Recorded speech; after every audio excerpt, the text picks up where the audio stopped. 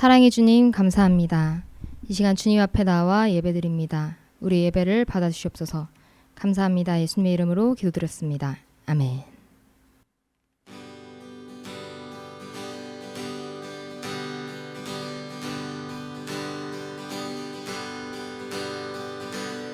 주발 앞에 나 엎드려 주만 간절히 원해 주 계신 곳 나 바라봅니다.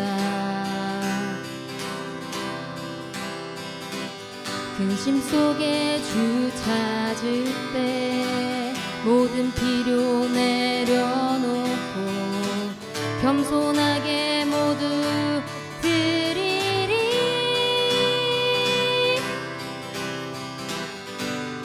오직 예수 주님만이 나의 삶의 이유. 오직 예수 주님만이 나의 삶의 이유. 주발 앞에 나 엎드려 주발 앞에 나 엎드려 주만 간절히 원해 주 계신 곳 나 바라봅니다. 근심 속에 주 찾을 때 모든 필요 내려놓고 겸손하게 모두 드리리.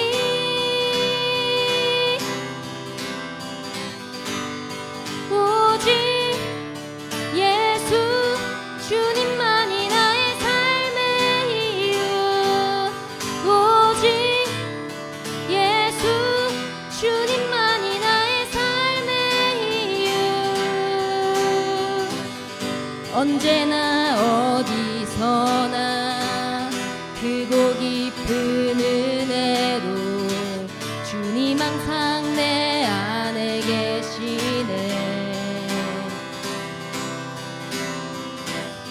변함없으신 주님 어제 오늘 영원히 한결같이 함께 하시네.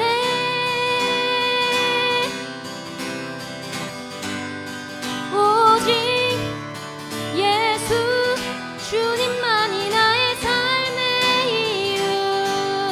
오직 예수 주님만이 나의 삶의 이유.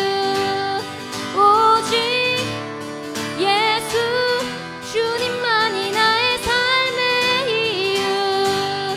오직 예수 주님만이 나의 삶의 이유. 주님은 길과 진리 생명. 주님은 길과 진리 생명. 나는 오직 믿음으로 살리. 주만 위에 살리. 주님은 길과 진리 생명. 나는 오직 믿음으로 살리. 주만 위에 살리. 주님은 길과 진리 생명. 나는 오직 믿음으로 살리. 주만 위에 살리. 주님은 길과 진리 생명. 나는 오직 믿음으로 살리. 주만 위에 살리. 오직 예수 주님만이 나의 삶의 이유. 오직 예수 주님만이 나의 삶의 이유. 오직 예수 주님만이 나의 삶의 이유. 오직 예수 주님만이 나의 삶의 이유.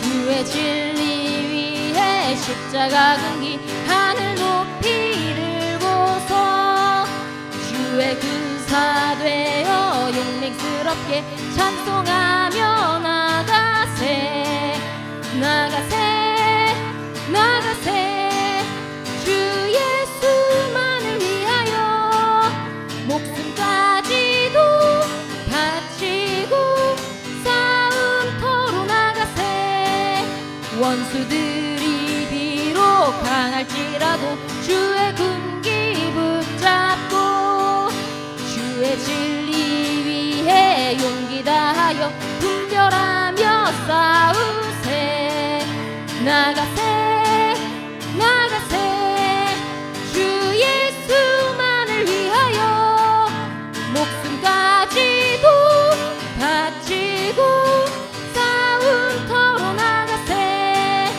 산과들과 바다 가는 곳마다 주의 군기 날리며 반갑고도 기쁜 승리의 소식 온 세상에 전하세 나가세 나가세 주 예수만을 위하여 목숨까지도 바치고 싸움터로 나가세 원수들은 이미 예수의 손에 하나 없이 패하고 주의 군기만이 영광스럽게 온 누리에 날리네 나가세 나가세 주 예수만을 위하여 목숨까지도 바치고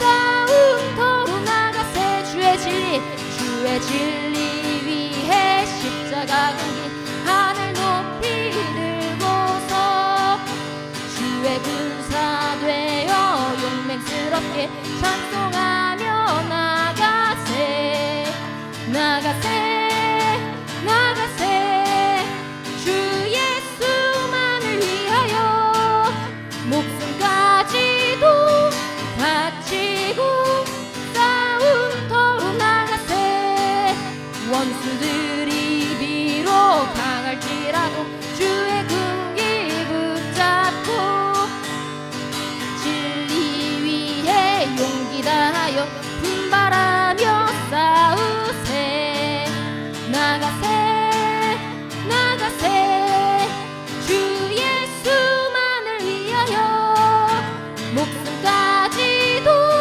바치고 싸움터로 나가세 산과들과 바다 가는 곳마다 주의 군기 날리며 반갑고도 기쁜 승리의 소식 온 세상에 전하세 나가세 나가세 주 예수만을 위하여 목숨까지도 바치고 싸움터로 나가세 원수들은 이미 예수의 손에 하나 없이 패하고 주의 군기만이 영광스럽게 온 누리에 날리네 나가세 나가세 주 예수만을 위하여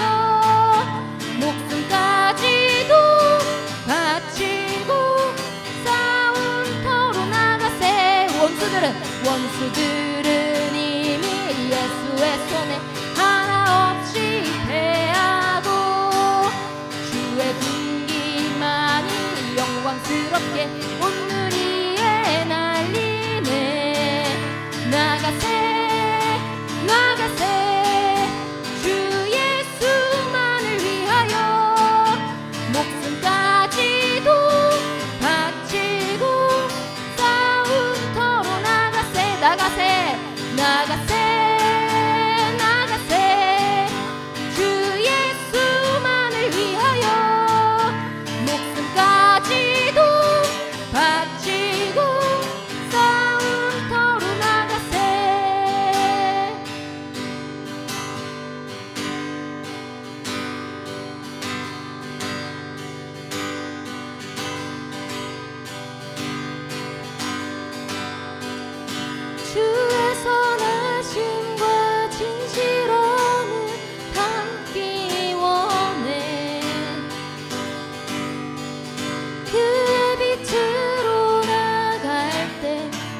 성품 닮아가네.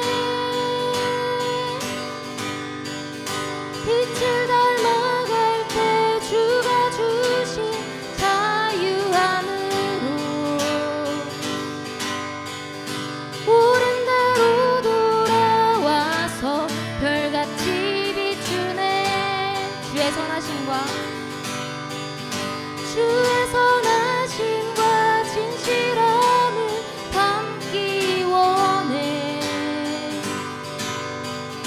그의 빛으로 나갈 때 그 성품 닮아가네. 빛을 닮아갈 때 주가 주신 자유함으로 옳은 대로 돌아와서 별같이 비추네. 빛으로 비추시네. 어둠이 드러나고 나를 숨은 어물에서 벗어나게 하시네. 빛으로 일어서네. 어둠이 밝혀지고 빛 대신 우리 주와 그 생명길 가네. 주의 선하심과 주의 선하심과 진실함을 담기 원해. 그의 빛으로 나갈 때 그 성품 닮아가네. 빛을 닮아갈 때 주가 주신 자유함으로 옳은 대로 돌아와서 별같이 비추네. 빛으로 비추시네. 어둠이 드러나고 나를 숨은 어물에서 벗어나게 하시네. 빛으로 일어서네. 어둠이 밝혀지고 빛 대신 우리 주와 그 생명길 가네. 빛으로 비추시네. 어둠이 드러나고 나를 숨은 어물에서 벗어나게 하시네. 빛으로 일어서네. 어둠이 밝혀지고 빛 대신 우리 주와 그 생명길 가네. 내 영혼아 내 영혼아 일어나 주의 빛 발하라. 주의 영광이 우리 위에 임하였네. 내 영혼아 일어나 주의 빛 발하라. 주의 영광이 우리 위에 임하였네. 내 영혼아 내 영혼아 일어나 주의 빛 발하라. 주의 영광이 우리 위에 임하였네. 빛으로 비추시네. 어둠이 드러나고 나를 숨은 어물에서 벗어나게 하시네. 빛으로 일어서네. 어둠이 밝혀지고 빛 대신 우리 주와 그 생명길 가네. 빛으로 비추시네. 어둠이 드러나고 나를 숨은 어물에서 벗어 선하게 하시네. 빛으로 일어서네. 어둠이 밝혀지고 빛 대신 우리 주와 그 생명길 가네. 이 시간 함께 기도하겠습니다. 주님께서 우리를 이미 자유케 하셨습니다. 주님께서 우리의 빛이 되셨습니다. 우리의 안에 있는 모든 어둠들을 이미 주님께서 밝히셨습니다. 주님, 우리가 그 빛의 가치를 잃지 않고 빛의 자녀답게 삶을 살아갈 수 있도록 하여 주시옵소서. 그 빛을 잃지 않고 그 빛을 세상에서 정말 내뿜는 그런 자들이 될 수 있도록 하여 주시옵소서. 이 시간 함께 기도하겠습니다.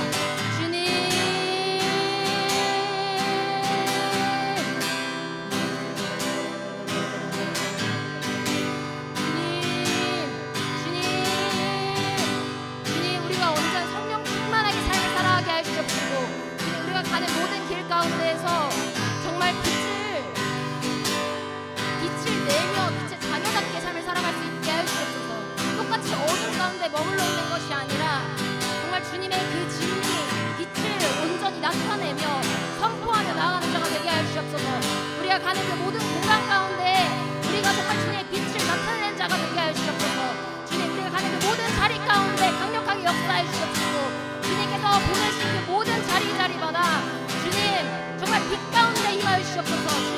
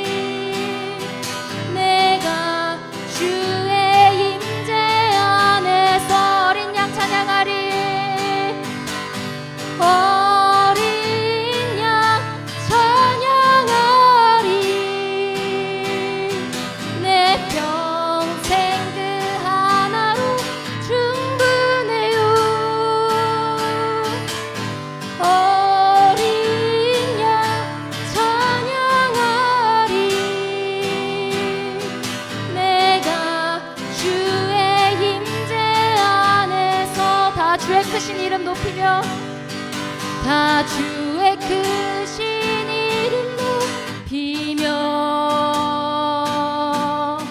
우리에게 행하신 위대한 일 감사세 오 주의 신실하신 그 사랑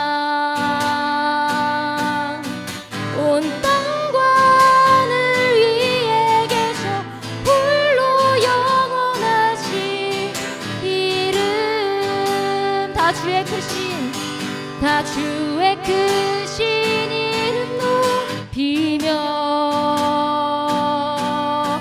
우리에게 행하신 위대한 일 감사세 오 주의 신실하신 그 사랑 온 땅과 하늘 위에 계셔 홀로 영원하신 이름 주 여호와는 광대하시도다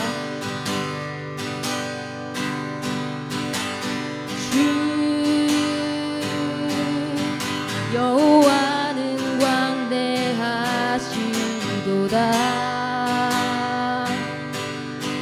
그 거룩한 하나님 성에서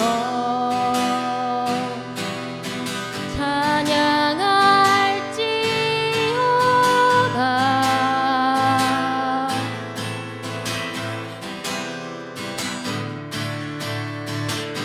주 승리 우리에게 주셨도다 모든 원수 물리치셨네 엎드려 절하세 주 여호와는 광대하시도다 주 여호와는 광대하시도다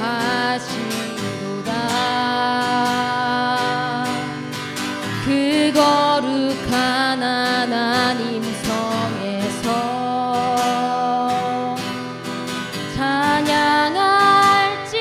찬양할지어다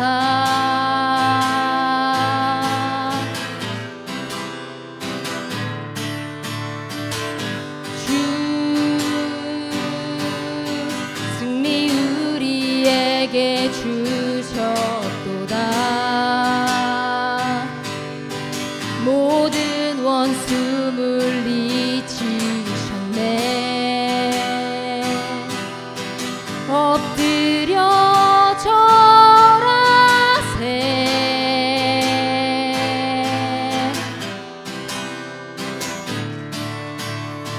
다 주의 크신 이름 높이며 우리에게 행하신 위대한 일 감사세 오 주의 신실하신 그 사랑 온 땅과 하늘 위에 계셔 홀로 영원하신 이름 다 주의 크신 이름 높이며 다 주의 크신 이름 높이며 우리에게 행하신 위대한 일 감사세 오 주의 신실하신 그 사랑 온 땅과 하늘 위에 계셔 홀로 영원하신 이름 주 광대하시네 주 광대하시네 영원토록 놀라운 영광의 예수 누구도 비교할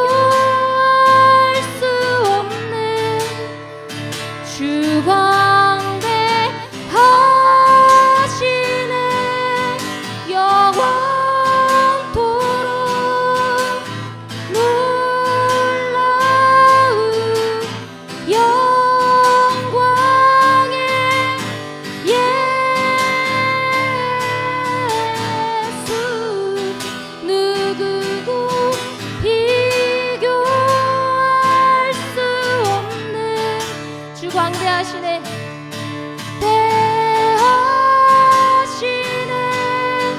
영원토록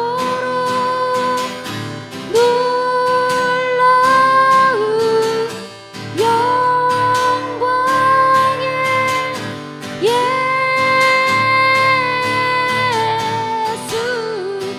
누구도 비교할 수 없는 그는 예수. 이 시간 함께 기도하겠습니다. 주님, 우리가 온전히 신령과 진정으로 주님께서 기뻐하시는 예배를 드리게 하여 주시옵소서. 이 시간 예배를 위해서 함께 기도하겠습니다.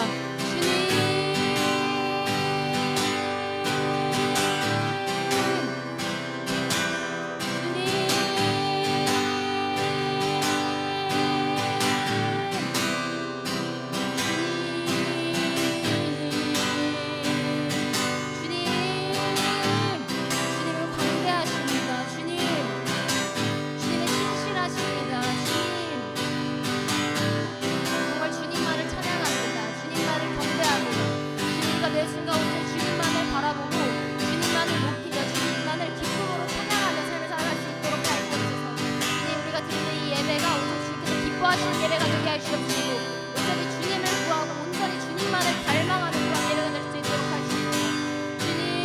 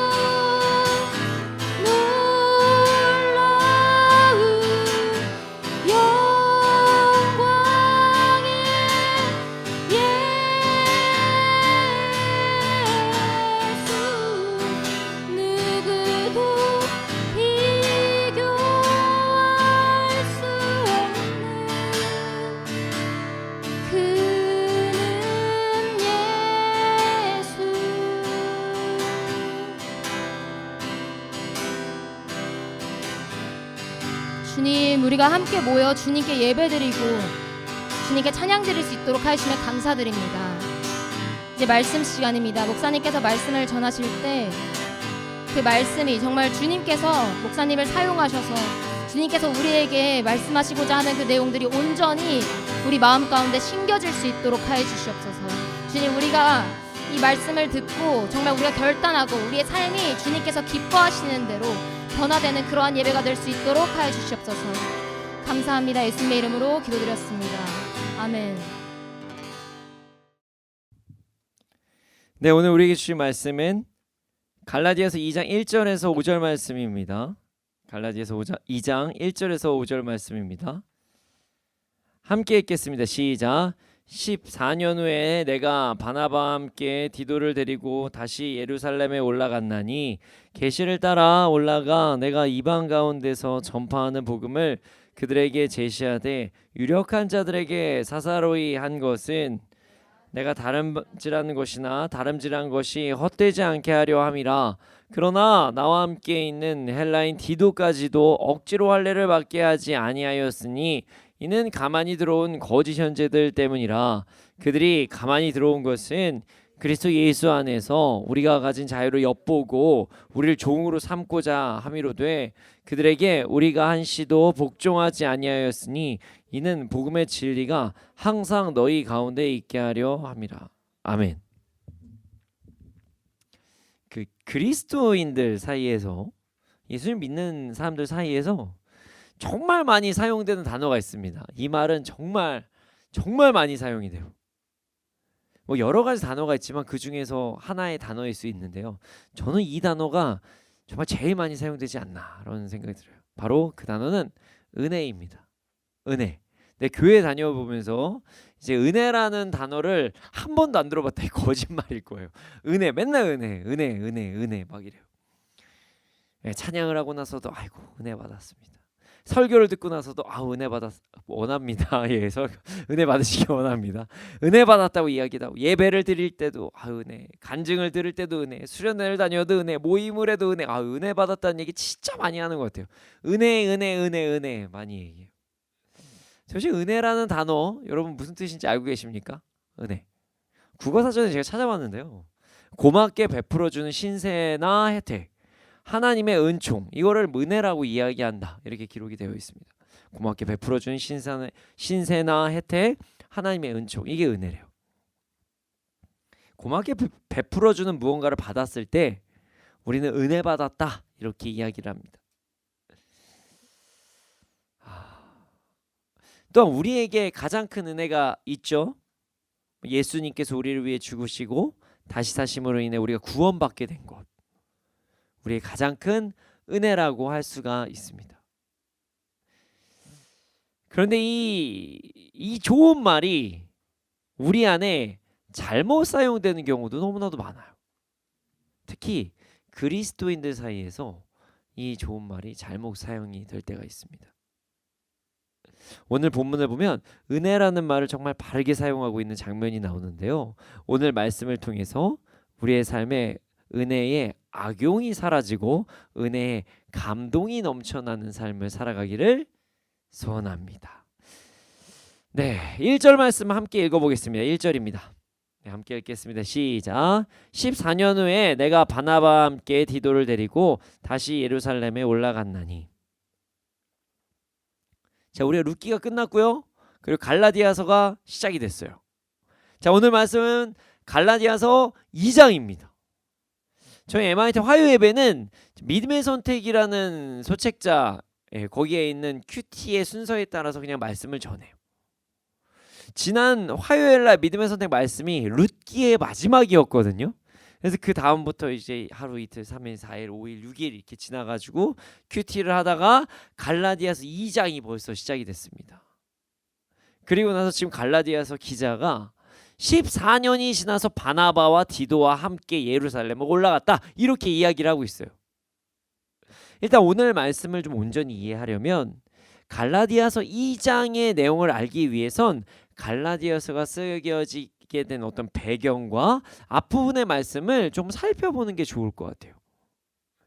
일단 갈라디아서는요, 바울이 갈라디아 지역에 보내는 편지예요. 바울이 1차 전도 여행을 할 때 갈라디아 지역에 복음을 전했습니다. 갈라디아가 어디냐면요, 지금으로 따지면 터키. 안 가봤는데요, 뭐 아이스크림 얘기하는 맛있는 음식도 많다고 하는 뭐 터키예요. 터키 지역이 갈라디아 지역이라고 이야기를 합니다. 그리고 당시에 로마령에 속한 곳으로 갈라디아는 지금 뭐 경기도 같은 주의 개념이에요. 갈라디아 주. 여기에는 많은 성읍들이 있었어요. 근데 우리가 사도행전에서 들어볼 만한 성읍들이 있는데요. 뭐 이고니온, 루스드라, 더베. 뭐 사도행전을 보다 보면 한 번쯤은 들어봤을 만한 성들이 나옵니다. 사도행전 말씀이 궁금하시다면 유튜브에서 MIT 미니스트리, MIT 화요예배 2022년 2월부터 말씀을 들으시면 사도행전 말씀을 또 들을 수가 있습니다. 네, 재미있게 말씀을 최대한 재미있게 한번 전해봤는데요. 사도행전에 대해서 궁금하시다 2022년 2월 MIT 화요예배를 확인해 보시면 좋을 것 같습니다. 자, 바울은요 갈라디아 지역에서 열심을 다해서 복음을 전했어요. 유다 회당에서부터 시작해서 이방인들에게 복음도 전했습니다. 이 지역의 많은 이방인들이 회심을 하고 복음을 받아들이게 되었어요. 바울은 기쁜 마음으로 1차 전도를 딱 마치고 안디옥이라는 곳으로 돌아왔습니다. 이 안디옥이요, 바울의 지금으로 따지면 이제 본 교회 아니면 뭐 베이스 캠프 뭐 이런 지역인 거예요. 열심히 이제 사역은 했지만 자기가 이제 원래 머물던 곳, 이게 안디옥 교회였어요. 바울이 1차 전도를 딱 마치고 돌아왔을 때 문제가 생깁니다. 갈라디아 지역에 잘못된 복음, 정확히 얘기하면 이 복음이 아닌 것을 복음이라고 전하는 사람들이 갈라디아에 유입이 된 거예요. 이들이 뭐라고 얘기하냐면 예수님 믿으면 구원받는 거 아니야. 예수님을 믿고 유대인의 문화에 들어와야 구원받는다. 뭐 이렇게 이야기한 이론들이 갈라디아 지역에 들어오기 시작한 거예요. 이들이 전하는 이야기는 갈라디아 지역에 급속도로 퍼집니다. 이게 이런 거예요. 유대 문화권으로 들어오라. 이게 무슨 얘기냐면 요 얘기죠. 예수님 믿으면 구원받는 거 맞는데 그것뿐만이 아니라 할례 받고 율법 지켜야, 특히 음식에 대한 율법을 잘 지켜야 구원받는다. 뭐 이런 이야기를 한 거예요. 이로 인해 당시 갈라디아 그리스도인들에게 혼란이 찾아왔습니다. 유대 그리스도인이라고 주장하는 자들은 그들의 혼란을 틈타 이제 바울의 사도권까지 부인합니다. 그리고 니네들한테 그때 믿음으로 구원받다고 얘기했던 그 사람 사도 아니야. 12사도 아니잖아. 이렇게 이야기하면서 할례 받아야 된다니까. 율법을 행해야 된다고 이렇게 강하게 주장을 했던 거예요. 이런 잘못된 복음이 전해지고 있다는 소식을 들은 바울은 진짜 가슴 아파했어요. 그리고 나서 그런 가슴 아파하는 마음으로 울분을 토해내는 편지를 썼는데 그게 갈라디아서입니다. 그래서 갈라디아서 1장을 보잖아요. 내용이 처음부터 우리가 이제 성경 읽을 때 뭐 그 말이 그 말이겠지 아니면 뭐 이렇게 이게 딱 그 내용이 바로 이제 어감이 전달이 안 될 때가 있는데요. 갈라디아서 1장을 보면 내용이 아주 강렬합니다. 좀 세요. 어떤 말씀보다 세요. 첫 시작에 자, 여러분 잘 계셨어요? 안녕하시죠? 여러분들의 은혜가 풍성히 넘치길 바랍니다. 보통 서신서가 이렇게 시작하거든요. 근데 바울이 딱 시작할 때 이렇게 나 예수님한테 사도권 받았다고. 나 그런 사도야. 그럼 바울이 전한다. 뭐 이런 식으로 이야기를 하고 있어요. 맞는 말이기도 합니다. 바울이 복음을 전하는 자들을 핍박하기 위해서 다메섹에 도달했을 때 그때 사건이 일어나죠. 예수님께서 직접 바울을 찾아오셔서 바울아, 그땐 사울이죠. 사울아, 왜 나를 핍박하느냐. 뭐 이렇게 말씀을 하세요. 바울이 그 당시에 이름이 사울이었으니까 사울이 깜짝 놀라서 누구십니까 주님 했는데 네가 핍박하는 예수다. 이렇게 해서 예수님을 만나게 된 장면이 다메섹에서의 사건이었어요. 바울은요 이때 예수님만 만난 게 아니라 예수님께 사명도 받습니다. 그가 이방인들의 사도가 될 것이라는 그런 사명을 받아요. 근데 예수님께서 얼마나 센스가 있으시냐. 다른 이들이 이 사실을 믿지 않을 수도 있잖아요. 저도 미쳤어. 그리고 아니면 속이는 거다. 지금 사울 그 당시에 사울이죠. 바울이 다메섹으로 왜 가고 있었냐면 예수 믿는 사람 잡으러 갔거든요. 내가 누구보다 예수 믿는 사람을 더 죽이리라. 여러분 스데반을 그 죽인 사람이 그 바울이라고 이야기를 합니다. 거기에 일조한 사람이. 그러니까 그리스도인들 입장에서는 이게 당황스럽거든요. 이거 진짜야? 이거 속이려고 더 많은 사람 잡으려고 우리 쪽에 들어왔다가 이 스파이처럼 활동하는 거 아니야? 뭐 이런 생각을 할 수가 있잖아요. 그래서 다른 사람들이 안 믿을 수도 있기 때문에 예수님께서는 아나니아라는 사람을 통해서 바울이 진짜 이방인들의 사도로 부르심 받았다는 것을 증명하게 하십니다. 바울은 갈라디아에 찾아온 거짓된 말씀에 울분을 토하면서 이렇게까지 표현을 합니다. 내가 그렇게 사도권을 받았고 내가 전한 복음은 진짜 예수님께 받은 복음이야. 천사라도 다른 복음 전하면 저주받을 거야. 이렇게 강하게 얘기를 해요. 다른 복음은 없고 복음에 대해서 조금이라도 다르게 얘기하면 그 존재가 어떤 존재라도 저주받을 것이다. 이렇게 강하게 이야기를 해요. 바울은요, 복음의 내용이 잘못된 것, 변질되는 것에 대해서 극도로 경계를 합니다. 맞는 말이죠. 그래야 돼요. 복음은 절대로 변할 수가 없습니다. 오직 믿음으로 구원받습니다. 무엇을 믿나요? 예수 그리스도를 믿음으로. 예수님을 믿음으로, 예수님 나의 구원자 주님으로 모시는 게 그것이 구원받는 길이에요. 그거 이외에는 없습니다. 예수님께서 우리 위해 죽으시고 다시 사신 것, 예수님께서 우리의 구원자 주님이시라는 것을 믿음으로 구원을 받는다는 것은요, 절대로 변할 수 없는 사실이에요. 여러분 요즘 이단들 정말 많은데 이상한 말 하면 뭐 갑자기 뭐 사람이 막 구원 말도 안 되는 소리예요. 듣지 마세요. 쫓아가지도 마요. 네. 그리고 뭐 거기 막 구원에다가 막 다른 거 막 포함돼. 근데 뭐 예수 믿는 것도 많지만 요것도 포함해야 돼. 이런 거 쫓아가면 절대 안 됩니다. 이단이에요. 바울은 이 진리가 거짓된 말에 변질되지 않게 하기 위해서 지금 철저하게 경계를 하고 있는 거예요. 그리고 나서 오늘 본문 2장이 시작된 것입니다. 2장의 내용을 보면요, 이런 내용이 나요. 바울은 14년이 지나서 바나바와 함께 디도를 데리고 다시 예루살렘으로 올라갔다. 이렇게 내용이 나와요. 여기서 14년은요, 이제 성경학자들이 여러 가지 이야기를 하는데 제가 개인적으로 생각하기엔 이 학설이 가장 맞는 것 같아요. 예수님을 만난 후 14년 뒤, 우리가 3년 뒤에 14년에서 17년 뒤 이렇게 이야기하시는 분들도 있거든요.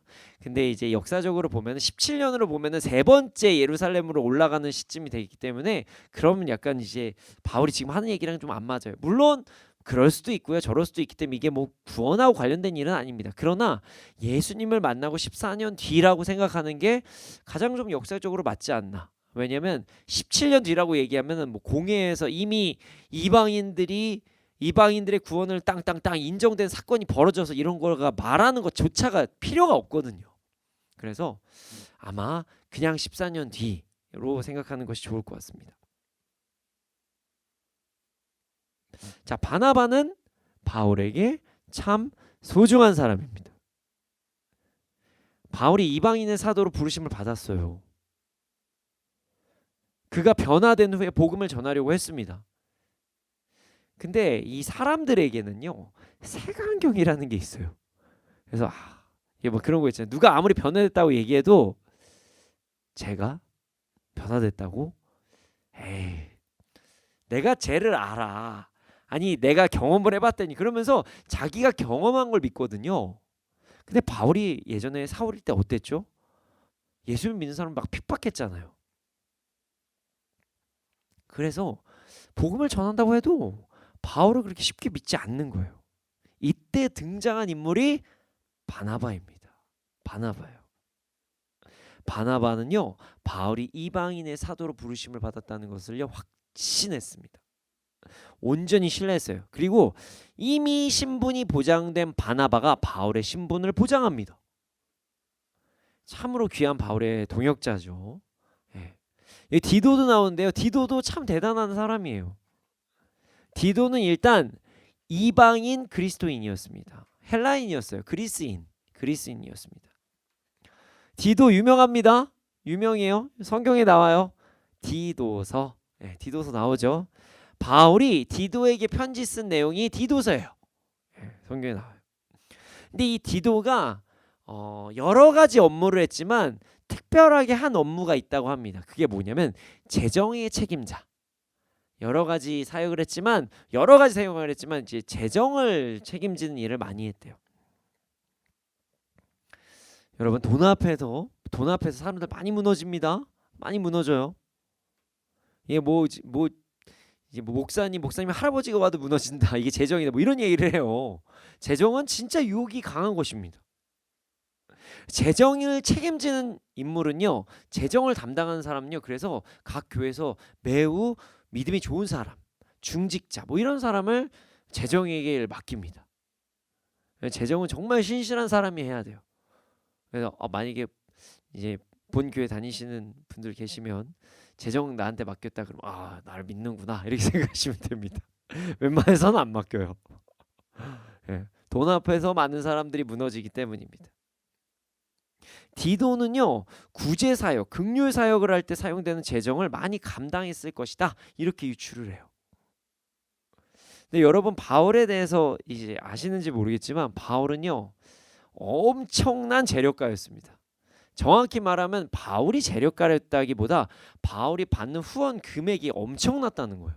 엄청났어요. 그래서 어떤 지역에 이렇게 그 군봉왕들이 바울을 먼저 만나려고 이제 노력을 하기까지도 합니다. 왜냐면 바울한테서 돈을 좀 얻어볼까 해서. 바울이 복음을 전했을 때 많은 이방인들이 주님께로 돌아왔는데 그때 당시에 바울이 복음 전하는데 서포터해라 해서 엄청난 돈들이 많이 모였습니다. 아직까지 만나진 않았지만 뭐 만났나요? 만났을 거예요. 예, 뭐 자주장사 루디아. 예, 지금으로 따지면 이제 명품 장사를 하는 거예요. 당시에 자주색 옷은요 명품이었거든요. 왕들이나 귀족들만 입을 수 있는 이게 명품 장수와 할 정도로 이게 바울을 서포트하는 사람들이 정말 많았어요. 그래서 바울이 움직일 때마다 정말 많은 재종들이 함께 움직였습니다. 그래서 재정 관리하는 사람을 따로 둬야만 했어요. 바울이 그거를 신경을 쓰면 쉴 수가 없었거든요. 그때 그 사람이 디도였다. 사람들이 그렇게 많이 유추를 하곤 합니다. 물론 나중에는 또 딴 데서 목회를 하기도 했지만 뭐 고린도에서 가서 뭐 여러 가지 사역도 하고 했지만 바울의 많은 재정의 부분을 맡지 않았나 뭐 이런 이야기를 해요. 자, 2절 말씀을 함께 보겠습니다. 함께 읽겠습니다. 시작. 계시를 따라 올라가 내가 이방 가운데서 전파하는 복음을 그들에게 제시하되 유력한 자들에게 사사로이 한 것은 내가 다름질한 것이나 다름질한 것이 헛되지 않게 하려 함이라. 일단 바울은 계시를 따라 예루살렘에 올라왔다 이렇게 기록을 합니다. 목사님, 계시가 도대체 뭔가요? 바울이 감동을 받아서 예루살렘에 복음을 전하러 가나? 뭐 이렇게 생각하실 수도 있지만 이 계시는요 아마 이것이 아니었나라고 성경학자들이 생각합니다. 당시에 예루살렘에서 활동하던 아가보라는 선지자가 있었습니다. 아가보. 이 선지자가 뭘 예언했냐면 천하의 흉년이 들 것이다 이렇게 예언을 했어요. 진짜 실제로 예루살렘 흉년이 일어납니다. 바울은요 예루살렘 교회가 흉년으로 인해 어려워지지 않게 하기 위해서 재정으로 돕기 위해 예루살렘에 많은 재정을 가지고 갑니다. 그러니까 디도도 같이 따라갔던 것이에요. 이때 바울의 동역자 바나바와 재정을 담당하던 디도가 함께 간 것이 아니냐 이렇게 사람들이 유추를 해요. 갑자기 왜 디도가 나와? 뭐 사람들이 생각을 하거든요. 근데 예루살렘의 재정을 위해서 뭐 이렇게 유추를 합니다. 그리고 이때 바울이 이방 사람들에게 전하는 복음에 대해서 예루살렘에 설명을 합니다. 그때는 공적인 자리에서 한 것은 아니고요. 유명한 사람 뭐 야고보, 베드로, 요한과 같은 자에게 따로 설명을 했다고 이야기를 합니다. 이렇게 자신이 이방인들에게 전하는 복음을 예루살렘에서 설명한 이유는 바울이 열심으로 달리는 사명, 지금까지 달린 사명이 헛되지 않게 하려 하기 위함이다 라고 이야기를 해요. 사실 바울이 이방인의 사도로 부르심을 받았다는 것은요 과거에 이미 증명이 끝난 거예요. 그러나 바울은 아직도 남아있을 수 있는 할례를 받아야 된다. 그리고 음식에 대한 율법을 무조건 지켜야 된다. 뭐 진짜 생각하면 끔찍합니다. 돼지고기 전 돼지고기 너무 좋아하거든요. 돼지고기 먹으면 안 된다. 뭐 이런 것들을 꼭 지켜야 된다. 그래야지만 구원을 이룰 수 있다. 이렇게 이야기하는, 이렇게 생각하는 예루살렘 교회가 저 완전히 좀 자유할 수 있도록 이방인들의 뭐 너희들이 뭐 그래 돼지고기 안 먹는 건 인정하는데 이방인들에게까지 그걸 강요하면 안 된다. 그게 구원으로 막 강요해서 안 된다. 이런 이야기를 바울이 또 전달을 해야 되기 때문에 최선을 다해서 노력을 했었던 것 같아요. 아무리 자신이 이 진리를 전한다고 이야기를 해도 행함으로 구원을 받는 것이 아니라고 이야기를 해도 자신의 주장이 질서에 맞게 주장이 돼야 나중에도 문제가 안 생기거든요. 당시에는 바울보다 예루살렘의 교회가 권위가 더 있었어요. 우리가 알고 있는 베드로, 그리고 예수님의 이복 동생 야고보, 그들을 통해서 온전히 예루살렘의 어떤 교회들이 잘 이루어졌기 때문에 그들에게 이 사실을 좀 잘 전달해야 되지 않았나 싶어서 바울이 전달한 것입니다. 그리고 나서 할례에 대한 바울의 입장을 명확히 하는 말씀을 다시 전합니다. 자, 3절에서 5절 말씀 함께 읽겠습니다. 3절에서 5절입니다. 함께 읽겠습니다. 시작. 그러나 나와 함께 있는 억지로 할례를 받게 하지 아니하였으니 이는 가만히 들어온 거짓 형제들 때문이라. 그들이 가만히 들어온 것은 그리스도 예수 안에서 우리가 가진 자유를 엿보고 우리를 종으로 삼고자 함이로되 그들에게 우리가 한시도 복종하지 아니하였으니 이는 복음의 진리가 항상 너희 가운데 있게 하려 함이라. 자신과 함께하던 디도는 억지로 할례를 받게 하지 않았다, 이렇게 이야기를 해요. 바울은 덕을 위해서, 그러니까 유대인 그리스도인들이 오해를 하지 않게 하기 위해서 지도자들 급에서는 좀 할례를 받는 것이 덕을 좀 세우는 거 아니냐, 뭐 이런 생각을 할 수도 있었어요. 그러니까 할례로 구원을 받는 건 아니지만 그래도 이제 디도가 이제 생김새도 그리스인이고 하니까 그가 이 유대인들 예루살렘의 교회에서도 좀 영향력을 끼치려면 좀 할례 정도는 받아주는 게 조금 더 덕이 되지 않나, 이런 마음을 품을 수도 있었어요. 실제로 나중에 보면 바울이 그 할례 받는 과정에 돈을 제공함으로써 덕을 세우는 행동도 하기도 합니다. 할례를 안 받았다고 구원을 받지 못하는 것은 전혀 아니에요. 우린 믿음으로 구원 받습니다. 그래도 이제 대외 활동을 많이 해야 되는 디도가 앞으로 좀 이제 약간 좀 연약한 그리스도인들로 인해서 무시받을 수도 있기 때문에 할례를 받는 것이 좋지 않냐, 이렇게 얘기를 할 수도 있었어요. 당시에 이제 왜 할례가 중요했냐면 많은 연약함들이 있었거든요. 이스라엘 백성들이. 세상의 모든 민족이 구원을 받을 수 있는 기회를 얻은 것은 맞지만 그 중에서 유대인들은 제사장의 나라로 부르심을 받았다. 이스라엘 백성들은 제사장의 나라로 부르심을 받은 것이 맞다. 이렇게 생각하는 사람들이 많이 있었거든요. 실제로도 많습니다. 맞아요. 제사장의 나라로 부르심을 받은 건 맞아요. 그래서 이제 대외적인 활동으로 하는 목회 사역을 하는 사람은 조금 할례를 받는 것이 어떠냐, 이런 주장도 있었지만 바울은 그러하지 않았어요. 물론 바울은 예수님의 말씀을 듣기 위해서 유대인의 회당에서부터 복음을 전합니다. 예루살렘과 사마리아와 땅끝까지 이르러 라는 말씀 때문에 유대인에게 먼저 이방 지역에서도 복음을 전해요. 회당이 없으면 그때 딴 데서 먼저 전하고, 회당이 있으면 무조건 유대인 회당에서 복음을 전합니다. 디도는 이방인 헬라인이었지만 당시에 목회하는 지도자였거든요. 재정을 담당하는 귀한 사명을 담당하기도 했습니다. 자, 바울은 디도가 유대인들 사이에서 불편함이 없이 사역하기 위해서 할례를 받게 할 수도 있었어요. 그러나 하지 않았다는 거예요. 교회의 지도자 바울과 함께 하는 디도가 할례를 받지 않게 함으로 오히려 복음이 온 민족에게 속한 것이다. 지도자도 할례를 안 받아도 된다.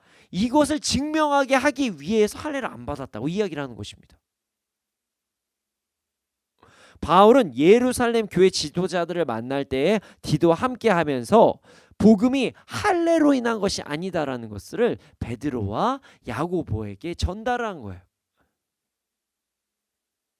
3절을 통해 디도는 그리스 사람이지만 할례를 강요받지 않았다라는 말씀을 통해서 디도가 예루살렘 교회 지도자들을 함께 만났음에도 불구하고 할례 강요 안 받았습니다, 이렇게 증거를 한 거예요. 그러나 바울이 바른 복음을 전하는 당시에도 몰래 들어온 거짓 신도들에게 할례를 받는 일들이 일어나기는 일어났다. 그리고 4절 통해서 또 증거를 합니다. 그리고 이런 일들, 할례를 강요하는 것은 믿음으로 구원을 받아 진정한 자유를 누리게 된 그리스도인들이 다시 행함, 율법의 조로 돌아가게 하는 악한 일이다.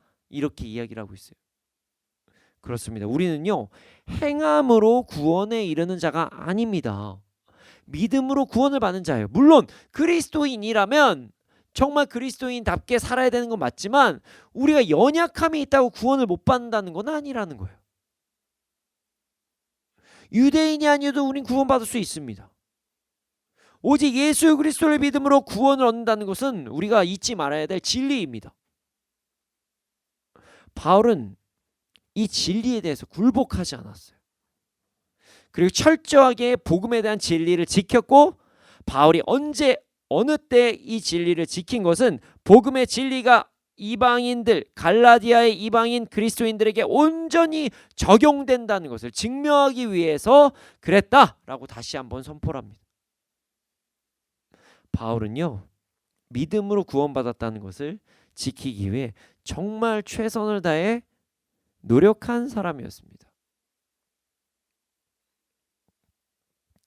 자, 오늘 말씀은요, 바울이 이렇게까지 복음에 대한 열정이 있었다, 복음을 지키기 위해서 이렇게까지 했다, 이런 바울의 어떤 열정을 중심으로 한번 우리가 살펴보면 참으로 좋을 것 같습니다.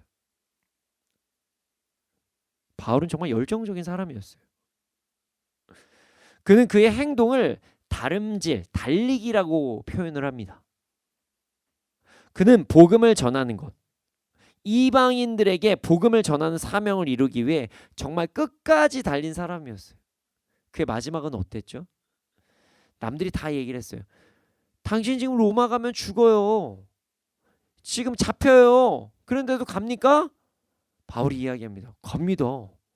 잡혀도 갑니다. 무슨 상관입니까? 죽으러 가도 갑니다. 복음 전하는 것이 옳으니까요. 그게 제 사명이니까요. 죽으러 가는 것 맞습니다. 그러니까 나를 슬프게 하지 마십시오. 라고까지 이야기를 해요. 또한 바울은요, 정말 치밀하게 복음을 전했습니다.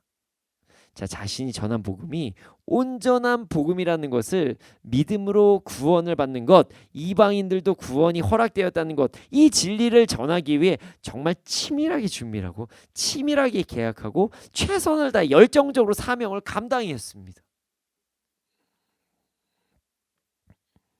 바울은 자신이 사도라는 것, 이방인들에게 복음을 전하기 위해 사도로 부르심을 받았다는 것에 대한 증거를 제시할 여러 가지 자신의 과거의 내용을 조목조목하게 이야기를 해요.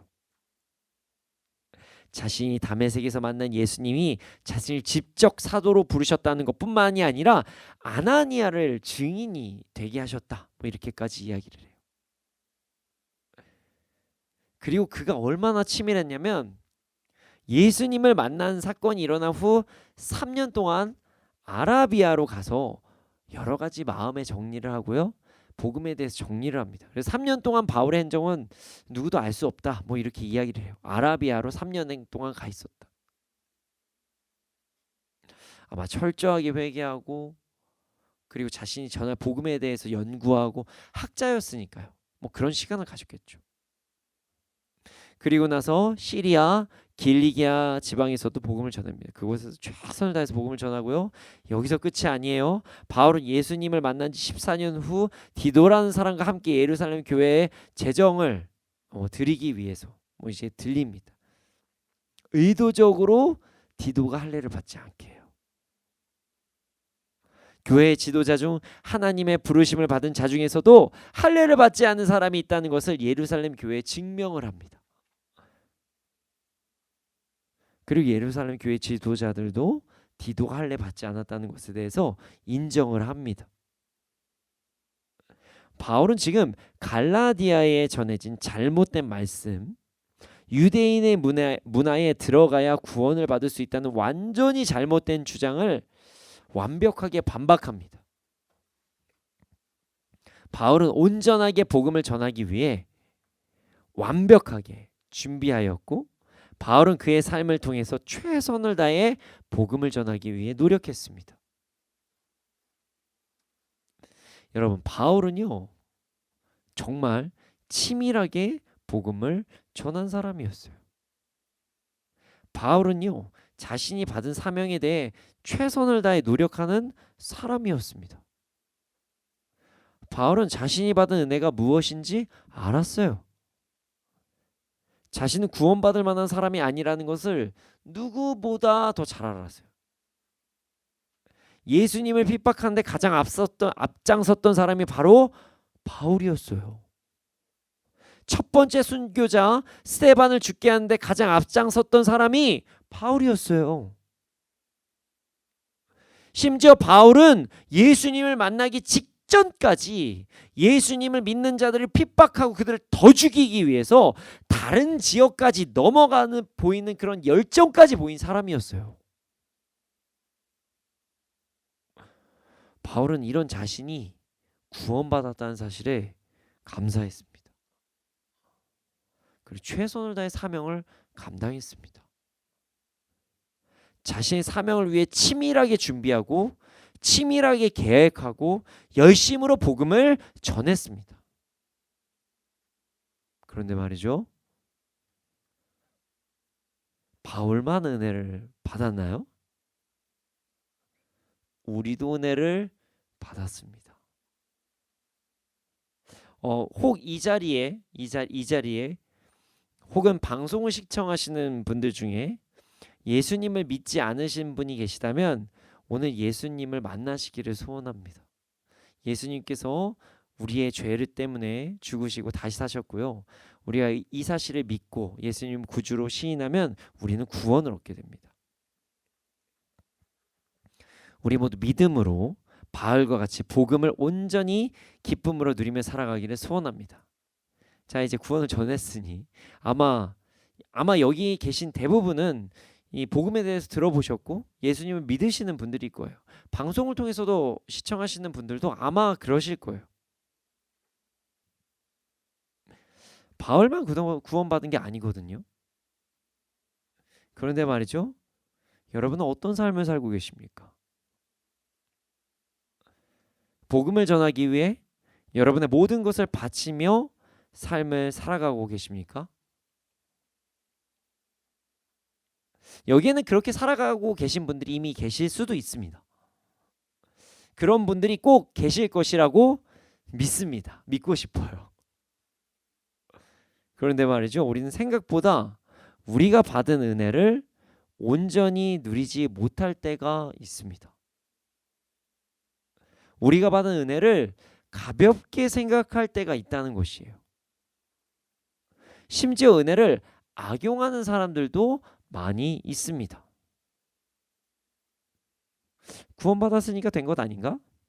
라는 생각을 하고 자신이 받은 은혜를 가볍게 여기고 주신 사명을 감당하는데 자신의 삶을 쏟아내지 않는 사람들이 너무나도 많다는 거예요.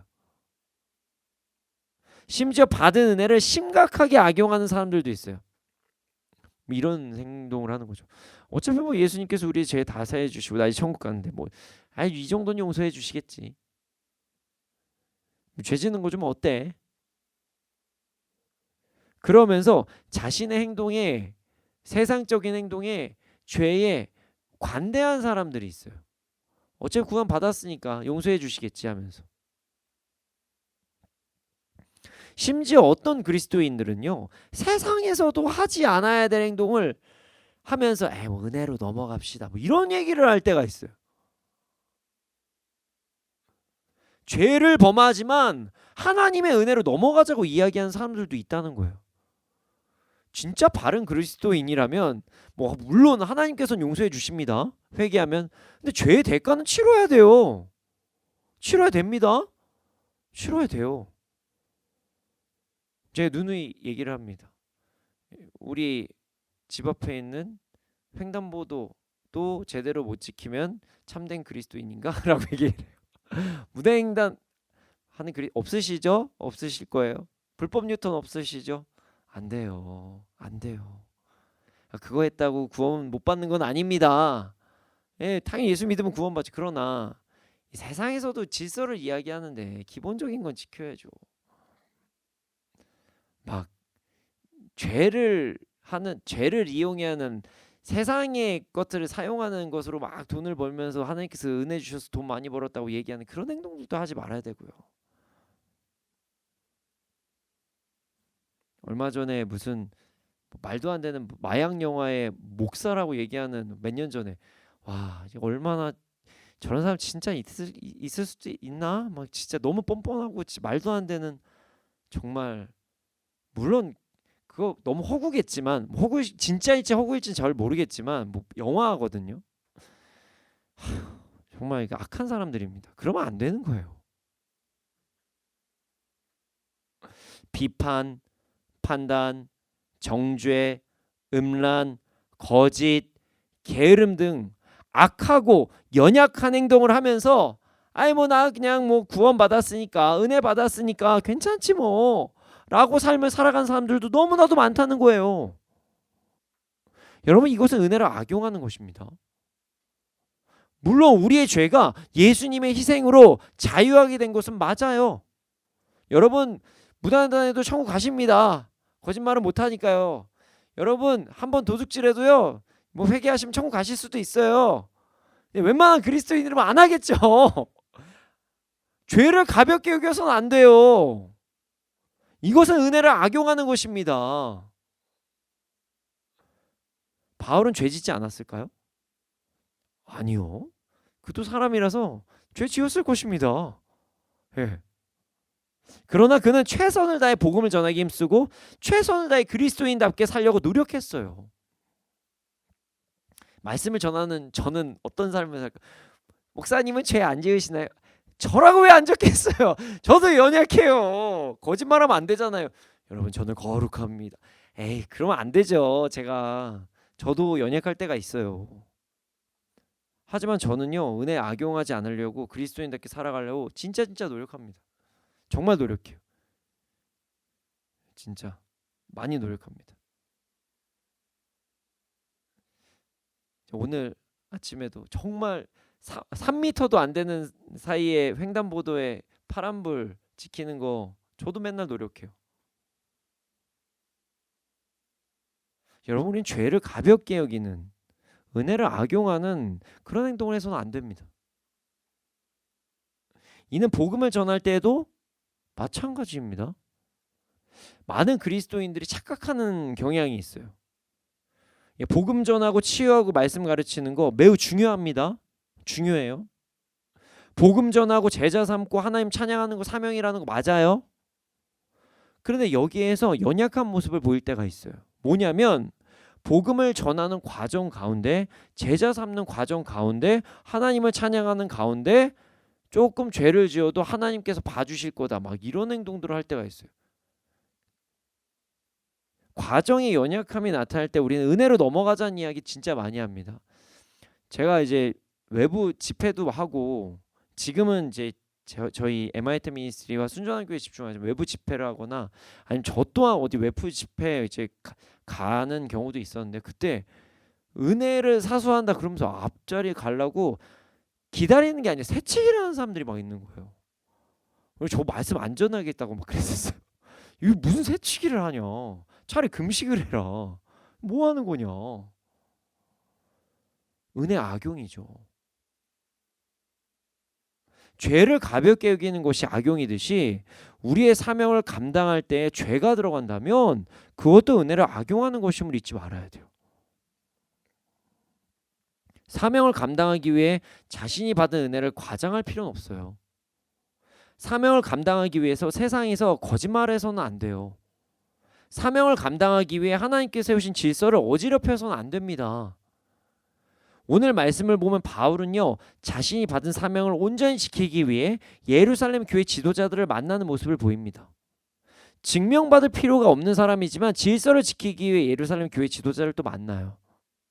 또한 디도가 할례를 받지 않았다는 것을 부끄러워하지도 않습니다. 뭐 이제 거기 안에서 좀 덕을 위한다고 하고 아이 뭐 나중에 받을 건데 이런 거짓말 안 해요. 우리 생각보다 그런 거 많이 하거든요. 뭐 나중에 할 거고 뭐 그러면 안 할 건데 디도 할래 안 할 거고 안 할 마음 없는데 이렇게 막 거짓말할 때도 있어요. 혹 자신의 이런 모습에 불편해해서 불편해하는 예루살렘 성도가 나 지금 우리 무시하는 거야? 근데 구제 안 해. 그렇게 해서 구제 헌금 안 하지도 않았어요. 자신의 할 섬김 열심히 구제를 다 합니다. 바울은 자신이 받은 사명을 감당하기 위해 과정에서도 철저하게 그리스도인답게 행했다는 사실을 우린 절대로 잊지 말아야 됩니다. 여러분, 오늘 말씀에서 여러 가지 내용을 뽑을 수가 있었지만 저는 바울의 그 은혜 받은 자의 행동에 대해서 집중을 했습니다. 우리는 받은 은혜를 악용하지 않기 위해 우리의 삶에 최선을 다해야 됩니다. 정확히 말하면 최선을 다해 사명을 감당하는 삶을 살아야 됩니다. 자신의 삶, 자신이 지금 감당하는 삶에만 집중하지 않고 내가 그리스도인으로 어떻게 살아가고 있는지를 점검하고 자신이 받은 사명이 무엇인지를 항상 묵상하고 받은 사명을 위해 노력하는 삶을 살아야 됩니다. 최선을 다해 복음을 전하고 최선을 다해 찬양하고 최선을 다해 주어진 삶을 그리스도인답게 살아야 함을 절대로 잊지 말아야 된다는 거예요. 아무리 결과가 사명을 감당하는 것처럼 보여도 모든 과정 가운데 악이 껴서는 안 됩니다. 모든 과정 가운데 그리스도인답게 말씀을 따라 행동을 해야 된다는 사실을 절대로 잊지 말아야 돼요. 이것이 우리가 받은 은혜를 악용하지 않고 누리는 것이라는 사실을 절대로 잊지 않는 우리가 되기를 소원합니다. 여러분, 우리 모두 은혜를 온전히 누리면서 살아갑시다. 바울만 구원받은 거 아니잖아요. 받은 은혜를 가볍게 여기는, 그래서 우리의 삶에 찾아오는 죄와 연약함을 가볍게 여기는 삶에서 이제 벗어납시다. 사명을 감당하는 삶의 모든 순간에 그리스도인답게 살아가는 그런 삶을 살아갑시다. 우리 모두 은혜를 악용하지 않고 구원받음을 악용하지 않고 은혜에 감사하고 은혜를 온전히 누림으로 이 땅에서도 진정한 그리스도인다운 삶을 살아가기를 소원합니다. 이 시간 함께 찬양하겠습니다. 여러분, 우리 모두 죄인입니다. 죄를 짓지 않고 살아갈 수 없는 연약한 사람이에요. 그러나 그것이 죄와 타협으로 이어질 수는 없습니다. 물론 우리는 용서도 받을 거예요. 회개하면요. 그러나 은혜를 악용하지는 말아야 된다는 것입니다. 이 시간 가사를 묵상하면서 찬양하기를 원합니다. 받은 은혜를 더 이상 악용하지 않고 누리는 삶을 살아가는 결단을 하는 시간이 되기를 이 시간 가사를 묵상하면서 함께 찬양하겠습니다.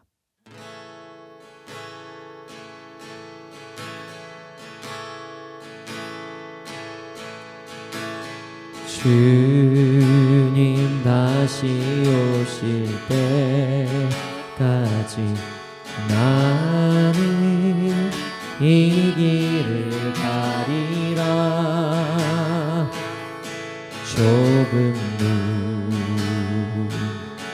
좁은 길 나의 십자가 지고 나의 가는 이 길 끝에서 나는 주님을 보리라. 영광의 내 주님 나를 맞아주. 다시 한번 고백하겠습니다. 주님 다시 오실 때까지, 주님 다시 오실 때까지 나는 이 길을 가리라. 좁은 길 나의 십자가 지고 나의 가는 길 끝에서 나는 주님을 보리라. 영광에 내 주님 나를 맞아주시리. 주님 다시 오실 때까지 나는 일어나 달려가리라. 주의 영광 온 땅 덮을 때 나는 일어나 노래하리. 내 사모하는 주님 온 세상 구주시라. 내 사모하는 주님 영광의 왕이. 다시 한번 찬양하겠습니다. 주님 다시 오실 때까지. 주님 다시 오실 때까지 나는 이 길을 가리라. 좁은 길 나의 십자가 지고 나의 가는 길 끝에서 나는 주님을 보리라. 영광의 내 주님 나를 맞아주시리. 주님 다시 오실 때까지 나는 일어나 달려가리라. 주의 영광 온 땅 덮을 때 나는 일어나 노래하리. 내 사모하는 주님 온 세상 구주시라. 내 사모하는 주님 영광의 왕이시라. 주님 다시 오실 때까지. 주님 다시 오실 때까지 나는 일어나 달려가리라. 주의 영광 온 땅 덮을 때 나는 일어나 노래하리. 내 사모하는 주님 온 세상 구주시라.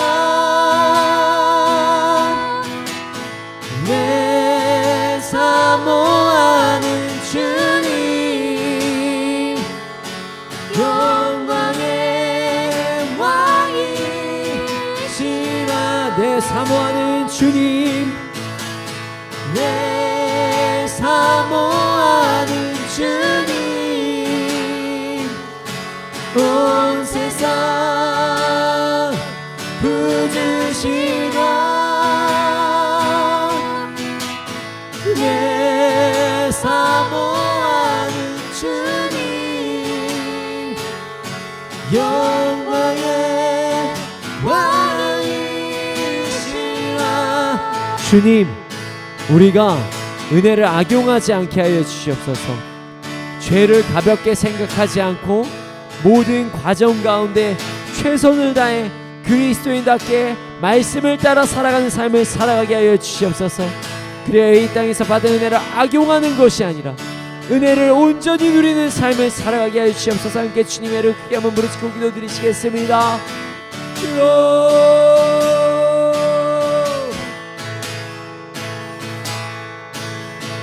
주님, 나를 구원하신 주님, 나를 위해 죽으신 주님, 내가 주님의 은혜를 절대로 잊지 않게 하여 주시옵소서.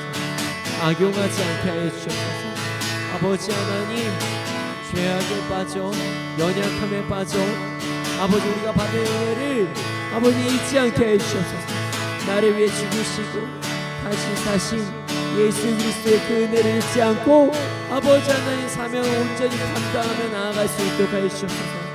우리 안에 정말 모든 삶 가운데 그리스도인다운 삶을 살아갈 수 있도록 하여 주시옵소서. 우리가 죄를 아버지 하나님 멀리하고 은혜를 악용하지 않게 하여 주시옵소서. 주님 아버지 하나님, 내가 구원받았다는 사실에만 집중하여 아버지 하나님 다른 모든 것들에 대해서 이제 뭘 해도 돼, 괜찮아 라는 마음으로 살아가지 않게 하여 주시옵소서. 주님 이 시간 역사하여 주시고 주님 이 시간 우리를 인도하여 주시옵소서. 사랑의 주님, 우리가 더 이상 죄를 악용하지 않게 하여 주시옵소서. 은혜를 악용하지 않게 하여 주시옵소서. 죄를 멀리하게 하여 주시옵소서. 죄에 대해서 이제 타협하지 않게 하여 주시옵소서. 연약함에 대해서 타협하지 않게 하여 주시옵소서. 우리의 모든 삶에 정말 그리스도인다운 삶을 살 수 있도록 하여 주시옵소서. 말씀을 쫓아 살아가는 우리가 되게 하여 주시옵소서. 이 시간 그리스도 예수의 이름으로 명하노니 우리 안에 은혜를 온전히 누리지 못하게 우리 안에 마음을 연약하게 만들고 은혜를 가볍게 여기는 마음들을 주는 모든 악한 것들을 떠나갈지어다. 부정적인 모든 습관들은 떠나갈지어다. 사라질지어다. 주께서 역사하여 주시고 우리가 온전히 받은 은혜를 누리며 살아갈 수 있도록 해주시옵소서. 우리가 받은 은혜를 더 이상 악용하지 않게 해주시옵소서. 감사합니다. 주님, 그렇게 될 줄 믿습니다. 이 모든 말씀 예수님의 이름으로 기도드렸습니다. 아멘. 주님, 드려진 예물이 있습니다. 이 예물이 쓰여진 곳마다 30배, 60배, 100배 열매가 일어나게 해주시옵소서. 지금은 우리 구주 예수 그리스도의 은혜와 하나님의 크신 사랑과 성령님의 감화감동하신 그 역사하심이 언제나 어느 때나 은혜를 악용하지 않고 은혜 안에 거하며 사명을 감당하는 은혜를 누리는 삶을 살아가는 자들의 머리 위에 이날 이 백성 가운데 지금부터 영원토록 함께 있을지어다. 아멘.